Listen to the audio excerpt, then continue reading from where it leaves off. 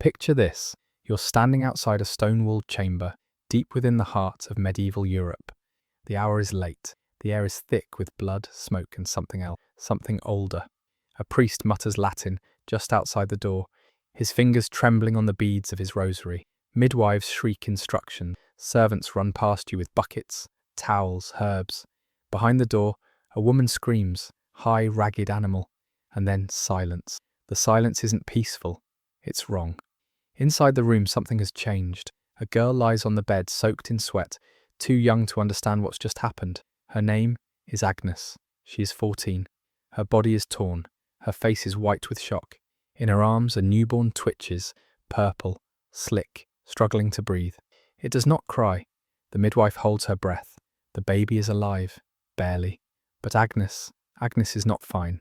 The priest peeks in. He does not ask how the girl is doing.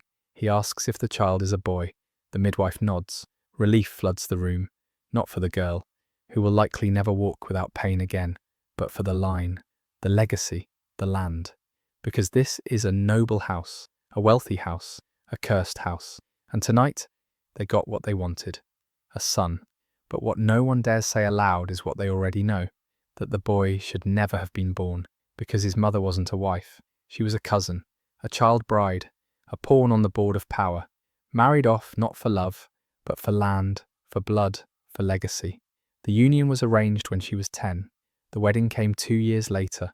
Her first bleeding was barely finished when they sent her to the bedchamber and locked the door behind her. They said it was God's will, that noble blood must stay pure, that the body was nothing compared to the family name. And so, when the child was born, limp, heavy-tongued, silent, no one was surprised. The priest did not flinch. The midwives did not scream. They simply bathed him, swaddled him, and handed him to the man who had done this. He stood in the corner, watching with glassy eyes. The husband, the cousin, nearly twice her age and half her sanity. He took the child without blinking, called him an heir, a miracle, a gift from God. But the child's eyes wouldn't open, his limbs wouldn't flex, and his mouth gaped like something unfinished. Still, they held a feast.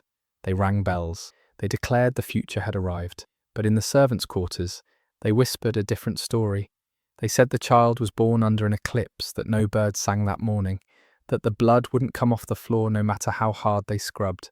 They called him blessed in the chapel, but in the dark they called him wrong.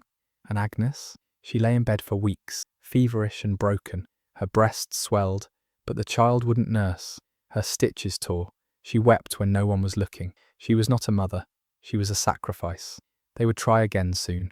The house needed heirs, and this was only the beginning. Before Agnes could speak in full sentences, she was already promised. Not to a stranger, not to a foreign prince, but to blood her own. The house she was born into did not believe in outside blood. It believed in the mirror, in repetition, in keeping the name intact, even if the body cracked under its weight. Her father married his cousin. His father did too. Her mother's womb was a cradle of obligation, and Agnes, her first daughter, was never hers to keep.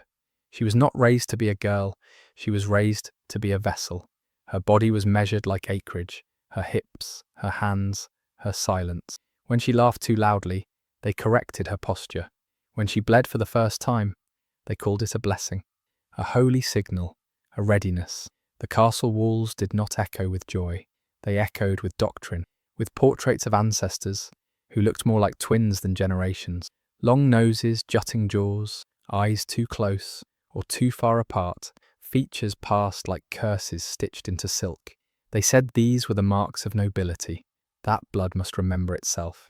Agnes watched her uncles marry their nieces, watched her cousins disappear into chambers and re-emerge changed, quieter, wearier, pregnant. No one explained. No one had to. The lessons were sewn into the drapery, carved into the beams above the chapel. Blood is power, and power must remain sealed. The house she belonged to was not a home.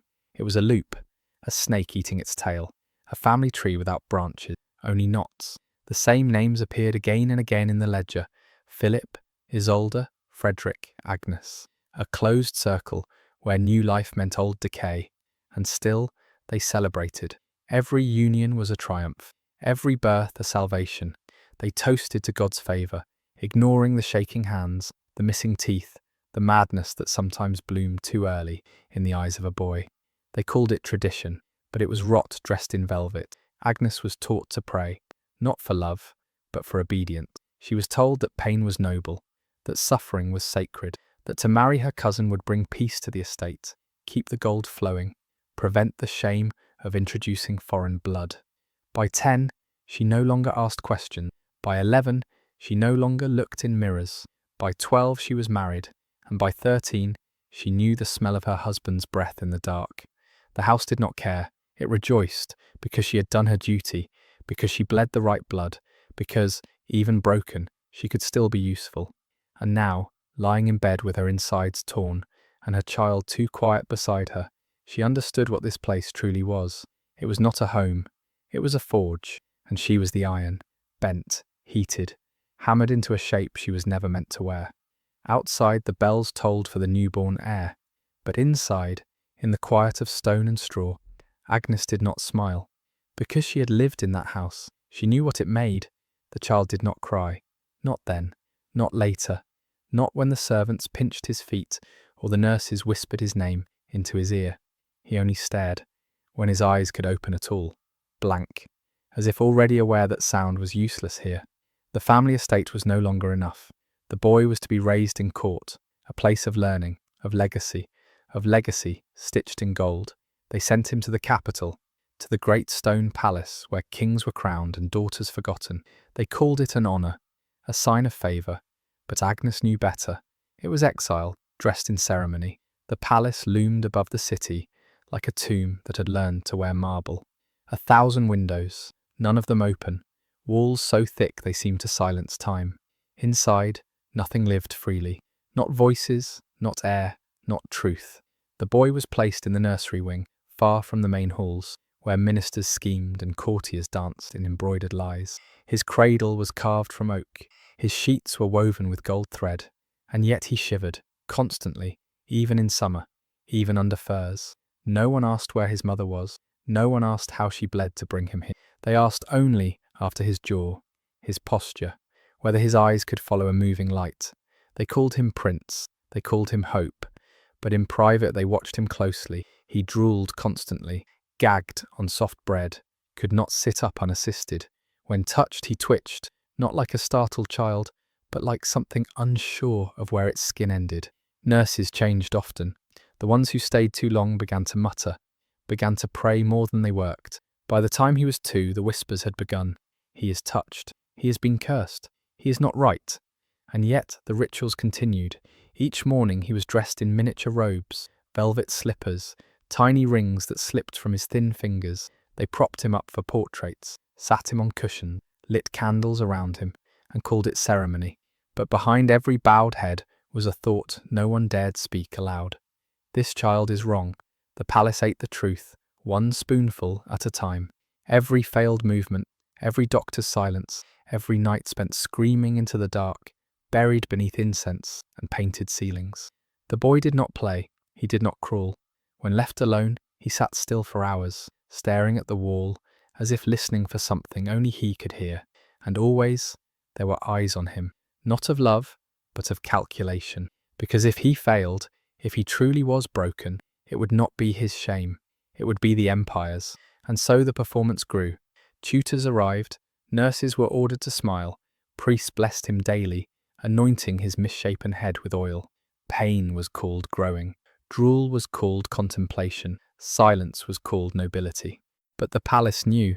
Its halls had seen too much. This was not a future king. This was a shadow, draped in velvet, crowned with denial, and the palace would raise him, not to rule, but to endure. By the time the boy turned 5, the palace had already begun to repaint him. His legs still bent the wrong way when he walked at all. His tongue still hung heavy in his mouth, too wide for speech, too soft for swallowing. But the painters didn't show that. They showed eyes clear and thoughtful, lips thin and serious. They straightened the slope of his brow, narrowed the breadth of his jaw. In oils and pigments, he became handsome, curious, capable. The lie was exquisite. Portraits were sent to distant courts, France, Bavaria, the Low Countries. Suitors would one day be needed, and no girl would cross a border for the truth. So they sent fiction instead. Fiction with gold frames, fiction in silk doublets, fiction with flowers curled into the margins of the canvas. And when foreign dignitaries came to court, the boy was hidden behind gauze curtains, too tired, too shy, too holy to be disturbed. They were given a tour of the chapel instead, or the library, or the gardens where no children ever played, because the real boy could not be shown. His jaw had begun to lock. His hands trembled when he tried to grip things. His tutors said his thoughts came slowly, like smoke rising through a wet chimney. He could not speak clearly, only grunts, syllables without aim. But they called it poetry. They said his silence was a sign of divine contemplation, that true wisdom need not rush. The lie became law. Tailors were summoned to alter his robes, make them longer in the sleeve, broader in the shoulder, not because he was growing, but because the image of growth was necessary. Every inch of fabric became a scaffold for the story the court needed to survive, that he was strong, destined, holy. He was none of these things. He was often ill, his bowels never consistent, his sleep disrupted by seizures the court physicians refused to name. They called them fits of spirit, said he was touched by visions, that kings had always walked the line between heaven and earth. But Agnes knew the truth. She had not seen her son in over a year. They wrote to her only when they needed another blessing, another signature, another silence. She received a painting once, her boy in fine blue silk, hand resting on a book he could not read. The jaw too sharp, the eyes too clever, the lie too cruel. She wept for hours, not because they had stolen her child, but because they had made him into something she no longer recognized. Beauty had become a disguise, a tool, a weapon, and no one at court could tell the difference anymore. They bowed to a portrait, they clapped for a ghost, they cheered for a boy who in reality could barely hold up his own head.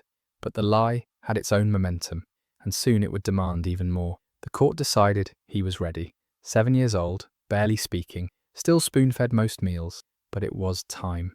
Time for marriage negotiation, time to extend the illusion beyond the walls of the palace and into the veins of another dynasty.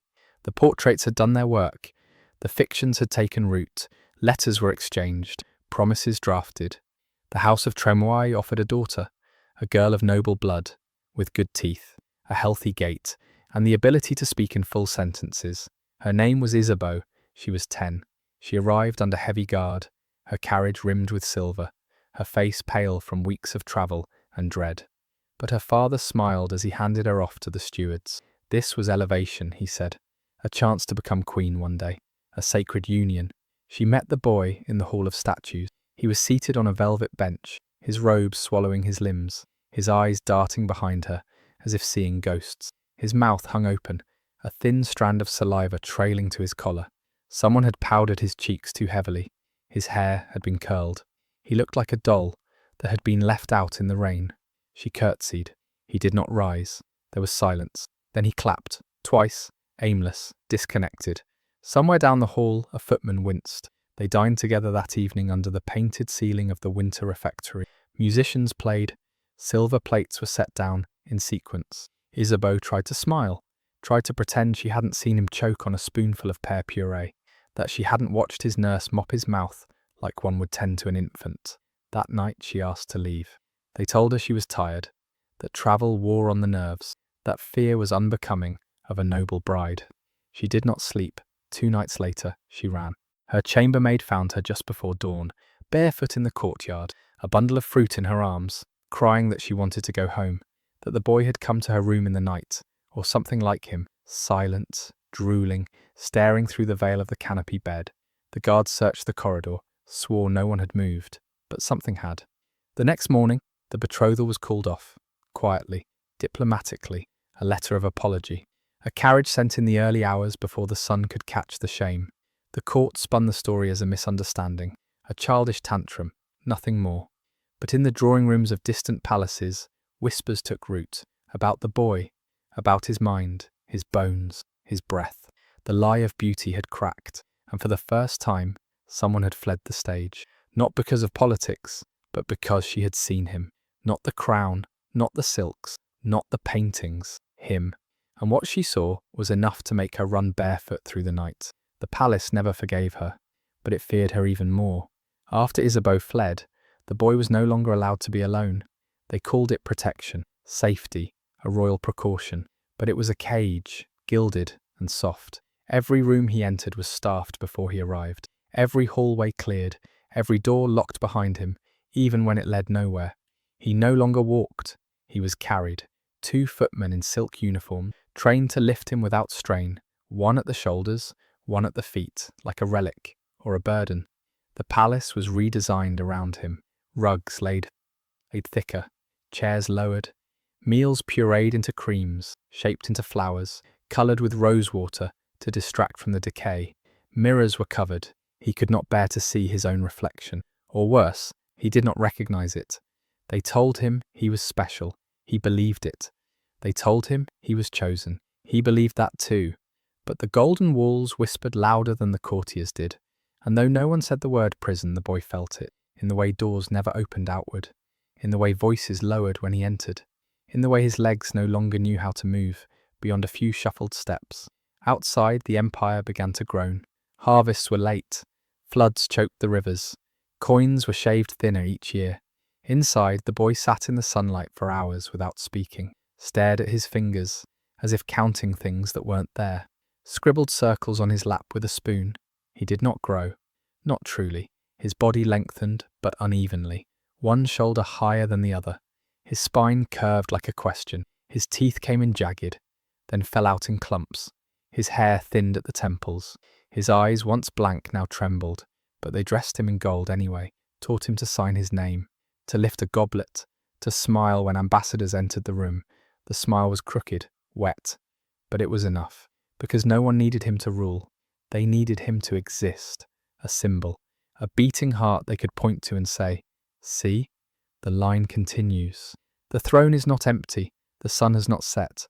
He was paraded through the halls, on feast days, lifted high on a velvet platform, flanked by priests and perfumed pages. His lips moved, but no sound came.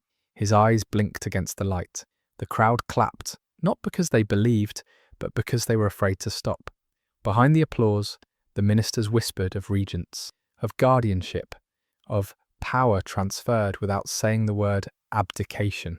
But none dared take off the crown, because once it fell, they all would. And so the boy remained, dressed in gold, draped in silk, alone in a palace too terrified to free him and too invested to let him die. It happened quietly, not with trumpets or bells, not with banners dipped in ash or the sky turning dark, just a morning like any other, wet, grey, stifled by the scent of old incense and chamber pots. A maid entered the boy's room to light the fire and found him still in bed, lips parted, eyes open, unmoving.